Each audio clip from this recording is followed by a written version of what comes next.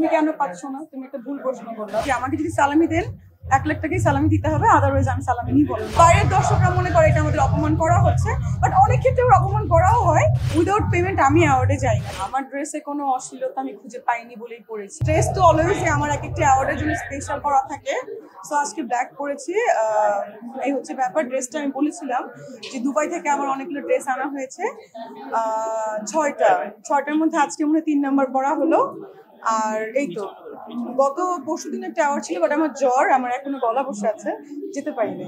আমি বলেছি যে ঈদের পরে করব, আমাদের একটা মানে আমার নামই আমি করবো ভাবছি, কারণ ওখানে বেসিক্যালি এটা কিন্তু আমি আমার জন্য করতে চাইছি তা না। আমাকে ওখানকার একজন কোম্পানি যারা মানে মিল্ক আর কি, উটের দুধের যে গুঁড়া, ওরা পাউডার মিল্কটা ওরা এখানে ইম্পোর্ট করে বা সমস্ত কি বলে দেশি মানে কি বলে এক্সপোর্ট করে, সরি, তারাই আমাকে বলেছে ওদের ব্র্যান্ড অ্যাম্বাসেডার হওয়ার জন্য। সো আমি বলেছি অ্যাম্বাসেডার না হয় আমাকে পার্টনার রেখে দেন, দ্যাটস ওয়াই ঈদের পরে হয়তো এটা শুরু হবে। তুমি কেন পাচ্ছ না? তুমি একটা ভুল প্রশ্ন করলা। তুমি মানে নিউজ দেখেছো যে আমার ওয়েব ফিল্মে শুটিং হচ্ছে, ভুলভাল প্রশ্ন করো না। এটা হচ্ছে জাস্ট বলা, just one kind of fun যে আমাকে যদি সালামি দেন 1 লাখ টাকাই সালামি দিতে হবে, আদারওয়াইজ আমি সালামি নিব না, এটাই বলেছি। বাট মিনিমাম না, মিনিমাম তো দেওয়াই হয়। আমার কাজিনরা, আমার ফ্রেন্ডরা আমাকে দেয়। আমি যে রুমা আপু, মোহন আপু সবার থেকে 500 টাকা সালামি পেয়েছিলাম, ভিডিও দেখেছেন। দেখেন, আমি আসলে এইসব ব্যাপারে কিছু বলতে চাই না। এটা যিনি দিয়েছেন তিনিই ভালো বলতে পারবেন কেন দিয়েছেন। আর এই ব্যাপারে আসলে আমার মন্তব্য করাটা আসলে উচিত না, কারণ আমি তো আইনজীবী না, আর আমি উপস্থাপিকাও না। এটা আসলে ওনারা মানে বলতে পারবে না। যদি এখন ওইটা বলেন তাহলে তো দেখা যায় সব প্রোগ্রামেই করা হয়, যেটার জন্য আমার এত বড় একটা ইস্যু হয়েছিল, আপনারা দেখেছেন 1 বছর আগে।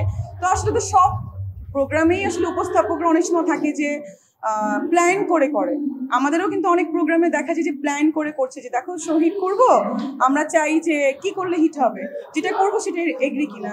তো আমরাও কিন্তু অনেক ক্ষেত্রে এগ্রি হয়ে প্রোগ্রামগুলো করি, কিন্তু মানে ভাইরাল হওয়ার জন্য বা অনেক কিছু হওয়ার জন্য। কিন্তু বাইরের দর্শকরা মনে করে এটা আমাদের অপমান করা হচ্ছে, বাট অনেক ক্ষেত্রে অপমান করাও হয়। মানে সব মিলে আসলে থাকে। এখন উনারকে যেভাবে করেছে সেটা আসলে উনার, এটা আমি আজকে অ্যাওয়ার্ড নিতে আসিনি, আমি আজকে অ্যাওয়ার্ড দিতে এসেছি, ঠিক আছে। সো আমি বলতে পারবো না। আর যেখানে আমাকে অ্যাওয়ার্ড দেওয়া হয় না সেখানে আমি যাই না। আর এখানে এসেছি আমার একটা পারফরমেন্স করার কথা এবং আমার অ্যাওয়ার্ড দেওয়ার কথা সবাইকে, সেজন্য। আর Piyal is very close to me, that's why I am here. আর সেকেন্ড থিং ইজ হচ্ছে আমাকে যারা অন্য জায়গায় অ্যাওয়ার্ডে নিয়ে যায় তারা কিন্তু আমাকে পেমেন্ট করে। উইদাউট পেমেন্ট আমি অ্যাওয়ার্ডে যাই না। কে যায় কে যায় না এটা শুধু তাদের ব্যাপার। আর আপনার একটা কথা এসে আমার একটি দীর্ঘদিন কাজে পাওয়া যাচ্ছে না, এটা আসলে না। আমি 3টে ওয়েব ফিল্ম করেছি, সব নিউজ সবাই দেখেছে। এটা ঈদুল আজহায় রিলিজ হওয়ার কথা ছিল, বাট এখন ডিরেক্টর বা প্রডিউসার বলতে পারবে কি হবে। এবং আমার হাউসেরও আমি 2টো ছবি ডিক্লারেশন দিয়েছিলাম, সেটাও হবে। বিকজ আপনারা জানেন আমি একজন ডক্টর প্রফেশনালি, সো আমার আসলে টাইম হয় না। আমি ইউকেতে কিন্তু এখনো আইন নিয়ে পড়াশোনা করছি, আমার 5th সেমিস্টার শেষ। আমি ইউনিভার্সিটি অফ এসেক্সে পড়াশোনা করছি ওখানে। সো আমি আসলে পড়াশোনা নিয়ে ফ্রি টাইমে বিজি থাকি, আমার বিজনেস নিয়ে বিজি থাকি। সো আর মিডিয়াটা আমার শখে, সো আই লাভ মিডিয়া, আমি এটা ছাড়তে পারবো না। দ্যাটস ওয়াই যখন ফ্রি থাকি আমি তখন কাজ করি। এটা তো আমি বলেছি আগের বারই যে আমার 6টা ড্রেস এসেছে, 6টা ড্রেসের মধ্যে এটা একটা 3 নাম্বার, আরো আছে 3টা। সো দাম তো ওই যে বললাম তারা বলতে পারে, বাট আমি দেখেছি হয়তো বা 4-5 লাখ 6 লাখ এরকম হবে এক একটা ড্রেস। আমি জাস্ট ওনারা আমাকে স্পন্সর করেছে এবং আমি নামে মাত্র একটা পেমেন্ট করেছি 6টা ড্রেস নেওয়ার জন্য। না, আমার ড্রেসে কোনো অশ্লীলতা আমি খুঁজে পাইনি বলেই পরেছি। আর যে যেটা ড্রেস পরবে সে অবশ্যই 18+। সো এটা আসলে তার উপর ডিপেন্ড করে সে ড্রেস পরবে কি পরবে না। আর যে নোটিশ পাঠিয়েছে এটা তারই ব্যাপার, সে মানে কেন পাঠিয়েছে আসলে এই ব্যাপারে।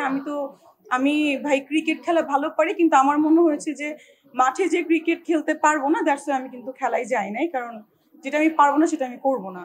সো এখন যিনি নোটিশটা পাঠিয়েছেন এটা একান্তই তার ব্যাপার।